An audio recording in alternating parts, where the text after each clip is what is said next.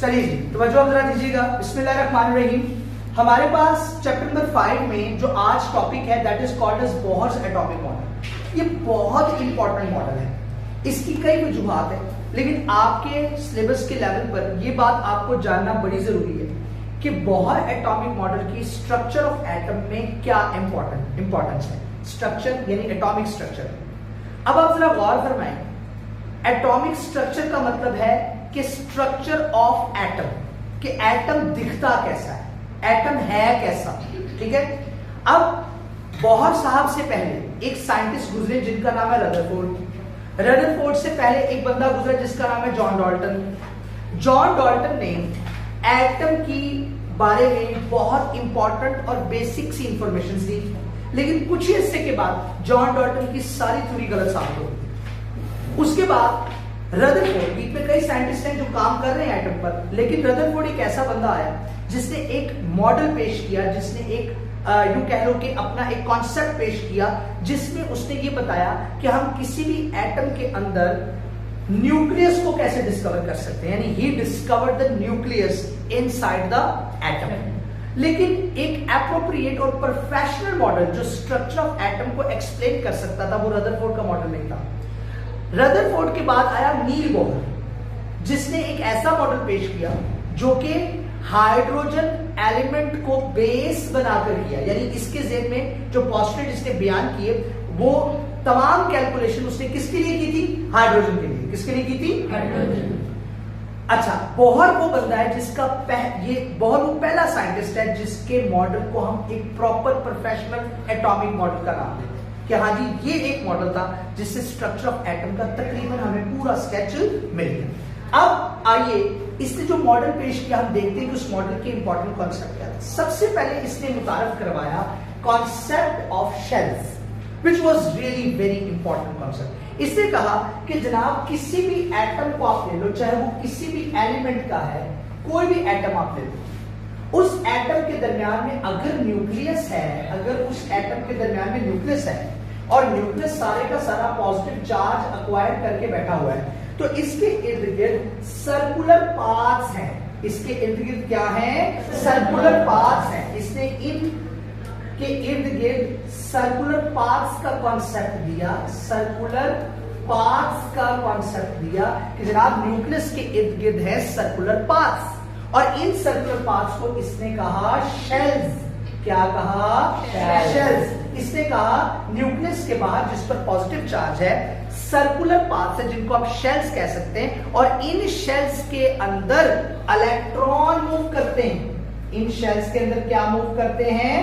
Electrons move करते हैं जिनके ऊपर नेगेटिव चार्ज होता है। जिनके ऊपर क्या होता है? Negative charge. इसने कहा जनाब एक एटम जो होता है उसके दरमियान में न्यूक्लियस है according to Rutherford, and I am going to give और determine the concept of shells. मैं शेल्स का कॉन्सेप्ट रिप्रेजेंट कर रहा हूं कि न्यूक्लियस के बाद सर्कुलर पाथ्स हैं जिनको आप शेल्स कह सकते हैं, और उन्हीं शेल्स के अंदर क्या मूव करते हैं? इलेक्ट्रॉन्स मूव करते हैं। क्लियर होगी बात? जिन पर नेगेटिव चार्ज है। उसके बाद नेक्स्ट जो बात इसने कही वो बड़ी इंपॉर्टेंट थी। According to Rutherford model, Rutherford के मॉडल के मुताबिक अगर एक इलेक्ट्रॉन है, अगर एक इलेक्ट्रॉन है और वो किसी स्पेसिफिक जगह पर किसी स्पेसिफिक शेल में मूव कर रहा है, यानी जो रदरफोर्ड का एटॉमिक मॉडल है उससे हमने एक कॉन्सेप्ट इंट्रोड्यूस किया है कि रदरफोर्ड की सारी कैलकुलेशन और रदरफोर्ड के एक्सपेरिमेंट के मुताबिक अगर एक इलेक्ट्रॉन किसी भी न्यूक्लियस के बाहर मूव कर रहा है तो उसको मुसलसल एनर्जी इमिट करनी चाहिए। Electron should emit energy. Electron को मूव करते हुए क्या इमिट करनी चाहिए? एनर्जी। मिसाल के तौर पे दिस इज द न्यूक्लियस, तो एक पहला शेल जो है वो ये है, दूसरा शेल ये है, तीसरा शेल ये है। अब एक इलेक्ट्रॉन अगर मैंने यहां बना दिया है और ये मुसलसल एनर्जी इमिट कर रहा है, अगर ये मुसलसल एनर्जी इमिट कर रहा है तो बोहर कहता है अगर ये एनर्जी इमिट करेगा ना तो ये अपने से निचले ऑर्बिट में आ जाएगा, फिर जब यहां आकर मूव करेगा तो ये फिर अपने से नीचे ऑर्बिट में मूव कर देगा। क्यों मूव कर जाएगा? क्योंकि ये तो एनर्जी इमिट कर रहा है, और अगर ये एनर्जी इमिट करते हुए नीचे से नीचे ऑर्बिट में जाता जाएगा तो फिर आकर ये किससे कोलैप्स कर जाएगा? किससे हिट कर जाएगा? न्यूक्लियस से, जिससे एटम का स्ट्रक्चर क्या कर जाएगा? कोलैप्स। एटम का स्ट्रक्चर क्या कर जाएगा? कोलैप्स। मतलब इलेक्ट्रॉन, अगर हम रदरफोर्ड की मॉडल को सही मान लें तो हम इससे कॉन्सेप्ट इंट्रोड्यूस कर पाते हैं कि इलेक्ट्रॉन को मुसलसल एनर्जी क्या करनी चाहिए? इमिट करनी चाहिए। और अगर हम ये बात सही मान लें तो अगर इलेक्ट्रॉन किसी स्पेसिफिक ऑर्बिट मूव कर रहा था तो एनर्जी इमिट करेगा, इमिट करके वो नीचे ऑर्बिट में आ जाएगा, वहीं पर जाकर भी इमिट करेगा एनर्जी, वो और नीचे आ जाएगा और मिलाकर वो किससे हिट कर जाएगा? न्यूक्लियस से, और हमारा एटम का स्ट्रक्चर कोलैप्स कर जाएगा। उसने कहा ऐसा नहीं है। अगर एक इलेक्ट्रॉन, बोहर क्या कहता है, अगर एक electron, if any electron is revolving in any shell, अगर कोई इलेक्ट्रॉन किसी भी शेल में मूव कर रहा है तो उसकी एनर्जी हमेशा कांस्टेंट रहेगी। उसकी एनर्जी हमेशा एक ही शेल में मूव करते हुए कभी भी इलेक्ट्रॉन अपनी एनर्जी को इमिट नहीं करेगा। बात समझ आ गई? वो कांस्टेंट एनर्जी के साथ ही अपने शेल में मूव करता रहेगा अगर वो किसी एक पर्टिकुलर शेल में ही मूव कर रहा है। Got it? दोनों पॉइंट क्लियर हो गए? yes. अब तीसरा पॉइंट उसने ये कहा कि फर्ज करो जनाब, ये न्यूक्लियस था आपके पास, ये पहला शेल था, ये दूसरा शेल था। बोहर ने कहा फर्ज कर लो पहला जो शेल है उसकी एनर्जी है E1, दूसरा जो शेल है उसकी एनर्जी है E2। उसने कहा जी E2 is greater than E1। जैसे जैसे हम न्यूक्लियस से दूर रखते जाएंगे एनर्जी बढ़ती जाएगी। जैसे जैसे हम न्यूक्लियस से दूर जाते जाएंगे एनर्जी बढ़ती जाएगी। अब अगर मैं थर्ड ऑर्बिट बना लूं तो थर्ड ऑर्बिट की एनर्जी E2 से ज्यादा होगी। फोर्थ ऑर्बिट बना लूं तो फोर्थ ऑर्बिट की एनर्जी, समझ आ गई बात की, बाकी 3 से ज्यादा होगी। तो अब फर्ज कर लो बोहर ने कहा कि एक इलेक्ट्रॉन फर्स्ट ऑर्बिट में मूव कर रहा है तो उसकी एनर्जी क्या होगी? E1। अगर उसने सेकंड ऑर्बिट में जंप करना है, अगर उसने तो उसे सेकंड ऑर्बिट के जितनी एनर्जी क्या करनी पड़ेगी? गेन। यानी इलेक्ट्रॉन अगर लोअर ऑर्बिट से जंप करता है हायर ऑर्बिट में तो इट ऑलवेज गेन्स एनर्जी। वो भाईजान एनर्जी क्या करेगा? गेन करेगा। अगर इलेक्ट्रॉन लोअर ऑर्बिट से हायर ऑर्बिट में जंप करता है तो वो एनर्जी क्या करेगा? गेन करेगा। और अगर एक इलेक्ट्रॉन भाईजान सेकंड ऑर्बिट में मूव कर रहा है तो उसकी एनर्जी क्या होगी? E2। और उसे अगर जंप बैक करना है इनटू द फर्स्ट ऑर्बिट तो उसको एनर्जी किसके बराबर आनी पड़ेगी? फर्स्ट ऑर्बिट के जितनी। तो वो एनर्जी को क्या करेगा? लूज। यानी इलेक्ट्रॉन ने अगर हायर ऑर्बिट से लोअर ऑर्बिट में आना है तो वो एनर्जी को लूजेस, इट लूजेस एनर्जी। वो एनर्जी को क्या कर देगा बेटा? लूज करेगा। तो इस तरह से एनर्जी चेंज हो सकती है। लेकिन यहां पर उसने क्या कहा कि एक ही शेल में अगर मूव कर रहा है मुसलसल तो फिर उसकी एनर्जी कभी भी चेंज, एनर्जी में चेंज आएगा कब? जब इलेक्ट्रॉन नीचे से ऊपर या ऊपर से नीचे वाले एनर्जी लेवल में तशरीफ लाएगा। Is it okay? तो अब फर्ज करो हमने कहा जी फर्स्ट ऑर्बिट की एनर्जी क्या थी? E1, सेकंड ऑर्बिट की एनर्जी क्या थी? E2। तो अगर मुझे चेंज इन एनर्जी निकालना पड़ जाए तो कैसे निकलेगा? E2 minus E1। क्यों भाई? E2 minus E1। और यहां पर इसको आप कह दो equation number 1। This is our equation number 1। अब यहां पर एक मैं रेफरेंस दूंगा आपको मैक्स प्लांक्स का। मैक्स प्लांक्स एक साइंटिस्ट था जिसने एक थ्योरी पेश की जिसको बोलते हैं quantum theory, Planck's quantum theory. उसने एक इक्वेशन पेश की थी, वो थी delta E is equals to H frequency. ये इक्वेशन थी। इसको आप इक्वेशन नंबर 2 कहते हैं। यहां पर ये इक्वेशन नंबर 2 है। Delta E change in energy, H Planck's constant V is equal to frequency. This is not velocity. अब ये दोनों इक्वेशंस ये पेश किसने कर दी? बोहर ने। ये किसने पेश कर दी? प्लांक्स। ये पेश की है max Planck's. That is from Planck. ठीक है, मैक्स प्लांक इसका नाम। अब दोनों ही क्वेश्चंस की एक साइड आपको बराबर नजर आ रही होगी, इसकी लेफ्ट साइड, इसकी लेफ्ट साइड, दोनों डेल्टा आई है।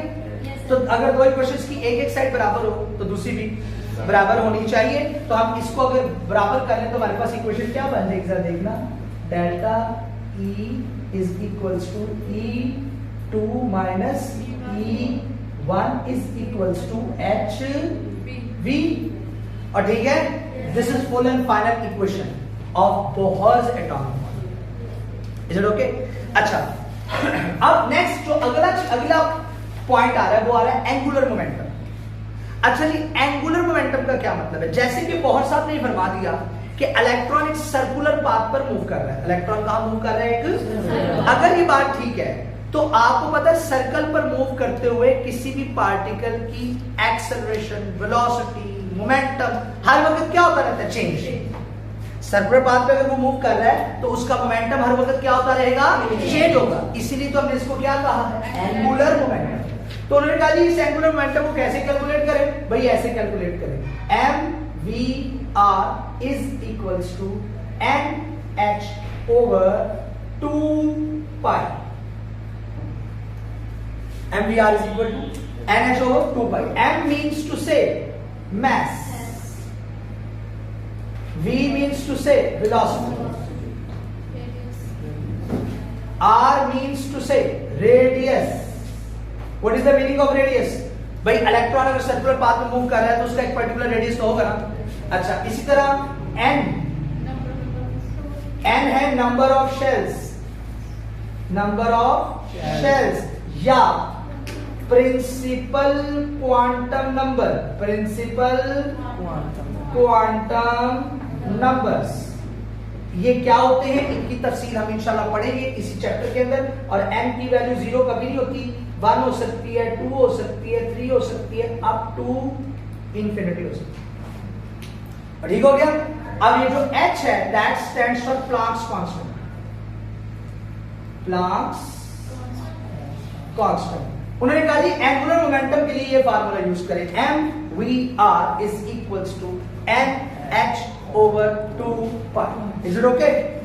अच्छा जी, अब उसके बाद आ गया बोहर एटॉमिक मॉडल से हमें n का कांसेप्ट मिलता है, प्रिंसिपल क्वांटम नंबर की वैल्यू का कांसेप्ट मिलता है, जिसको हम तफसील से इंशाल्लाह इसी चैप्टर के एंड पर जाकर जरूर पढ़ेंगे क्वांटम नंबर्स के टॉपिक में। अब ये जो n है ना, n इसके बड़े फायदे वो आपको बताऊंगा मैं इंशाल्लाह आगे। लेकिन इसका फायदा जो बोहर में बताने वाला है वो ये है कि इसकी अगर वैल्यू में पता चले n की वैल्यू, तो हम किसी भी ऑर्बिट में, किसी भी शेल में इलेक्ट्रॉन्स की तादाद कैलकुलेट कर सकते हैं, मैक्सिमम इलेक्ट्रॉन की तादाद। मिसाल के तौर पे ये न्यूक्लियस है ना, दैट इज द न्यूक्लियस जिसमें आपके पास पॉजिटिव चार्ज है।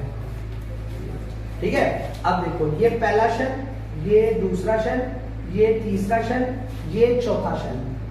ठीक है, पहले शेल को हम कहते हैं K, दूसरे शेल को कहते हैं L, तीसरे को कहते हैं M, चौथे को कहते हैं N।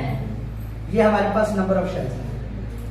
अब आपको कोई कहता है कि बताओ पहले शेल में, दूसरे शेल में, तीसरे शेल में, चौथे शेल में मैक्सिमम इलेक्ट्रॉन्स की तादाद क्या है? तो आपने एक फार्मूला याद करना है, याद रखना है, जिस फार्मूले को हम कहते हैं 2n2 का फार्मूला। 2n2 का फार्मूला। इधर n क्या है? Principal quantum number, this one, number of shell. अगर फर्ज करो आपने के शेल में, यानी पहले शेल में इलेक्ट्रॉन्स की तादाद कैलकुलेट करनी है, तो पहला शेल के, पहला शेल है ना, तो आपने क्या करना है, 2 को तो वैसे लिख देना है, 2 को वैसे लिख देना है, n की जगह क्या लगा देंगे 1, क्योंकि पहले शेल में इलेक्ट्रॉन्स की तादाद मालूम कर रहे हैं, तो क्या आ जाएगा 2 multiplied by 1 is equals to 2। यानी पहले शेल में, फर्स्ट शेल में, के शेल में मैक्सिमम इलेक्ट्रॉन्स की तादाद क्या है 2। इससे कम हो सकते, इससे ज्यादा नहीं हो। अच्छा, अब हम मालूम करना चाहते हैं दूसरे शेल में, दूसरा शेल कौन सा है? L shell. तो फार्मूला वही रहेगा 2n2, बस n की वैल्यू चेंज हो जाएगी। क्या आ जाएगा 2 इंटू 2 का स्क्वायर, तो क्या आ गया बेटा 2 multiplied by 4 is equals to 8। यानी एन शेल में मैक्सिमम इलेक्ट्रॉन्स की तादाद क्या आती है 8। उसके बाद आ जाओ एम शेल। एम शेल में इलेक्ट्रॉन्स की तादाद, तो भाई एम शेल के लिए भी वही फार्मूला 2 M2 का फार्मूला रखना, तो एम शेल तीसरा है, m की जगह क्या लग जाएगा 3, 2 multiplied by 9 is equals to 18। यानी हमारे पास थर्ड शेल में मैक्सिमम इलेक्ट्रॉन की तादाद क्या होगी 18। ठीक हो गया। अब लास्ट आपके पास कौन सा शेल बचता है n। लो जी, अब आपके पास बचा n शेल। तो n शेल में इलेक्ट्रॉन्स की तादाद कैसे निकलेगी, इसी फार्मूले से निकलेगी भाई, 2n2 का फार्मूला। तो हम यहाँ पे क्या लगा देंगे 2 तो वैसे ही आ जाएगा, n की जगह क्या लग जाएगा 4, 2 multiplied by 16 is equal to 32। तो इस तरह से हम मुख्तलिफ शेल्स में मैक्सिमम इलेक्ट्रॉन्स की तादाद फाइंड आउट कर सकते हैं। ये था आपका बोहर्स एटॉमिक मॉडल कंप्लीट।